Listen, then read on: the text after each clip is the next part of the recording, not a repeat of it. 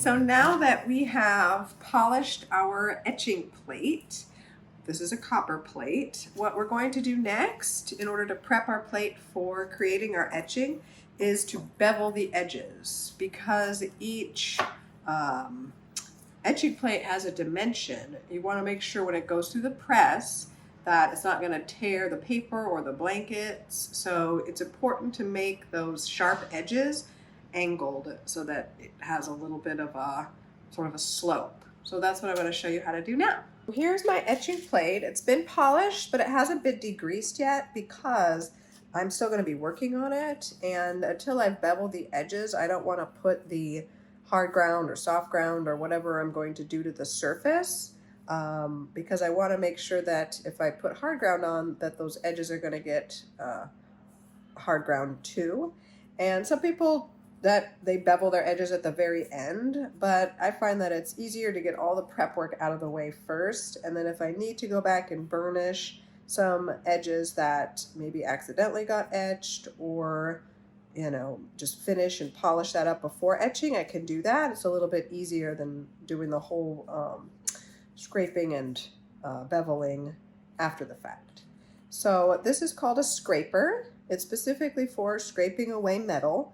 It's steel, but it has these three sides and three very sharp edges. And the way that I use this for making an angle on this edge, you can see how it's just, when it comes from the manufacturer, it's just been cut flush, so it's just really flat. But we're going to try to angle it at a 45-degree angle. And I use the scraper to take off a lot of material first before I move to my file. And this is specifically a metal file. You don't want to get one of the big teeth ones. That's for stone. It's not going to be as effective. And the way that files work, I'll show you in a minute, but the teeth are kind of rounded, so they only go one direction. And you don't want to be like sawing back and forth. You only really want to go in one direction, lift and file in that direction. So first we're going to take our scraper. Some people like to clamp down their plate to a table, which helps a lot, especially as you do four sides of this. It's going to get kind of tiring.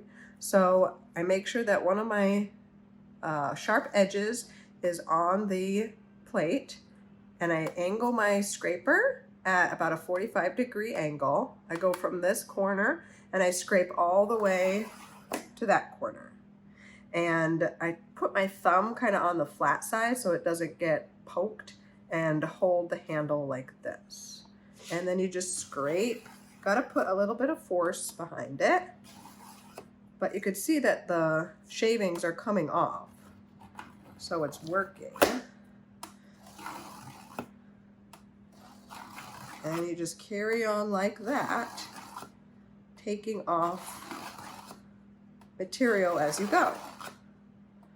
And yes, all four sides will have to have this done, but you can kind of see that it's starting to get a little bit more angled. There's still like an edge there, so I want to make sure that I make that whole side beveled. I don't want to see a little lip or a little edge there. I want it all to be that sort of angle, going right down to a point. So I'm going to take off most of this. If you don't have a scraper, you can get one from Daniel Smith or Dick Blick, or you can also just use a file for the whole thing, but it takes a lot longer. So scrape.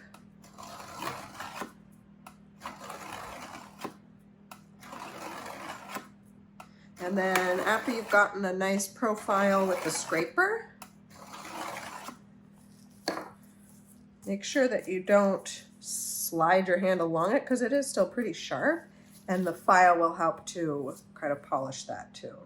So I start at one end, kind of the opposite end, and push, because the file, again, they're teeth that go one direction. They're kind of curved, so they're meant to take off material. But if you go back and forth like this, then you're going to dull that little hook, and it's not going to be effective anymore.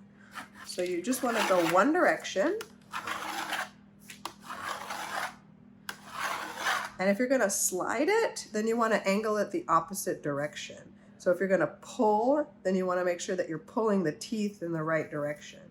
But I like to use this handle, which is meant to go on a wooden handle, but if you have a wooden handle one, that's even easier. But I just go kind of sliding the teeth along the edge in that, again, that same 45-degree angle.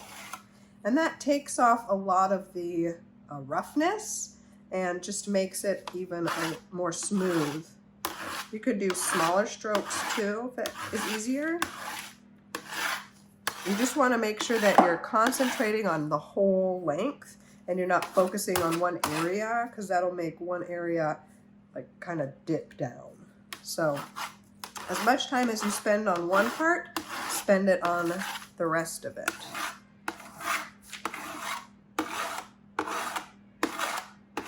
And if you're using a copper plate, you'll notice that the copper is a lot harder than zinc, so it takes a little bit longer to do this. But it's starting to get a little shinier, and it's also starting to get that angle. So I'm gonna keep doing this until, again, that lip goes away, that little lip edge, and it's all beveled like that. And then I'm gonna go around and do all 4 sides. And when that's done, then we'll be ready to degrease our plate and then put the hard ground on and start the etching process.